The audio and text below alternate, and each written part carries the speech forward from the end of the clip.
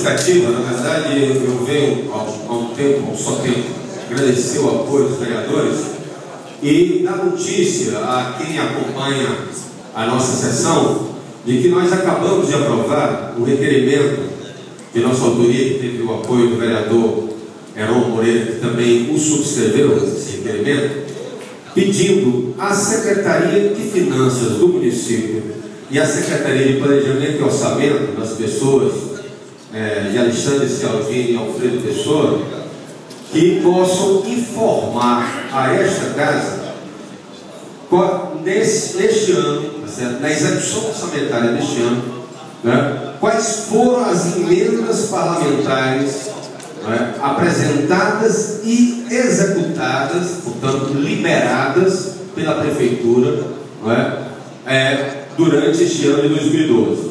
Quais foram também as entidades e instituições, tá certo, em que a Prefeitura firmou convênio para a liberação desse recurso. A relação da execução orçamentária e financeira das emendas parlamentares e os pareceres técnicos da não viabilização de alguns emendas.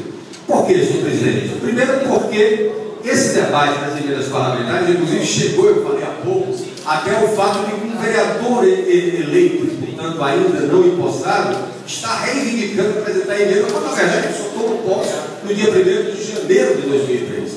Segundo, porque essas emendas parlamentares podem ser, vereador Marcelo, eu estou afirmando, nós temos que saber isso, podem ser moeda de troca, moeda no Congresso Nacional, tá certo? Para atender a vereador de base aliada, na verdade, se carimbando quem é, que é a pessoa que é para ser atendida ou não. Segundo, terceiro lugar, para saber efetivamente como foram aplicados. Por quê? Porque há procedimentos do Ministério Público, tá certo?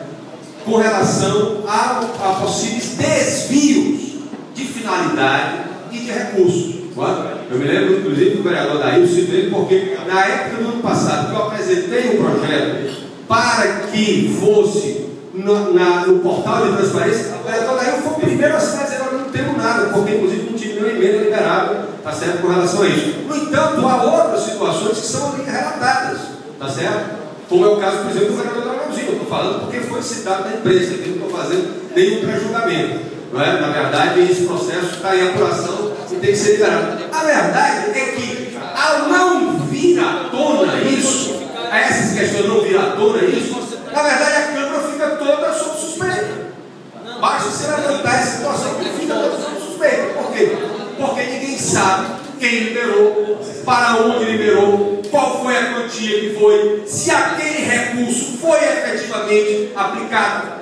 Tá certo? Então você cria uma situação, tá certo, em que pela falta de transparência se generaliza, e quando se generaliza se comete injustiça, porque se houver desvio de 1, 2 ou 3, e pode ser que não haja de nenhum, enfim, tá certo? Não se pode, tá certo, generalizar todos os vereadores, tá certo? Então eu acho que essa é a primeira questão. A segunda, particularmente, eu acho que esse é um processo complicado.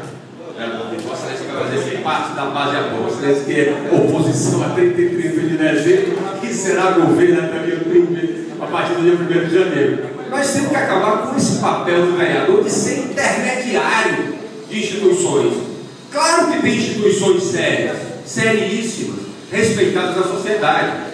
A EDIS, que é uma, Lar Torres de Melo, é uma unanimidade na cidade de Fortaleza e tantas outras. Não estou aqui questionando prédio, tantas as instituições. Mas o problema é que essa história das emendas transforma o vereador numa espécie de despachante, não é? De intermediário. Eu acho que não deve ser esse processo. Eu particularmente acho que se houver emenda, que se faça coletiva, porque sendo coletiva não é um vereador, tá certo? Segundo, que a gente possa destinar os recursos. Estou vendo o vereador Walter, que é um vereador que é muito afeta a questão do orçamento, você sempre conhece essa questão. Se a gente puder determinar as emendas para os fundos municipais, para os fundos públicos. Então queremos beneficiar o meio ambiente. Eu vi o vereador Arão falando do problema da urbanização, vamos colocar no fundo de desenvolvimento do meio ambiente, no Fundema.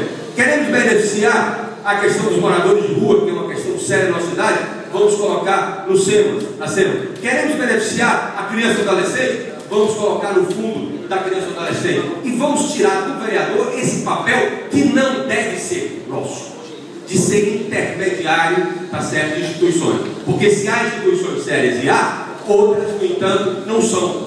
São muitas vezes de fachada, tá certo? E isso cria, portanto, esse processo de suspeição. Então, eu acho que a Câmara agora, ao aprovar esse nosso requerimento, está querendo que esse processo seja absolutamente transparente com relação a este ano, tá certo? E com relação, evidentemente, também ao ano que vem. Eu tenho certeza que aqueles que fazem, que são a maioria, ou todos, espero, a boa aplicação, a correta aplicação das suas emendas, não temem que isso venha a público, tanto é que ou subscreveram ou aprovaram o nosso requerimento. Obrigado, presidente. Amém.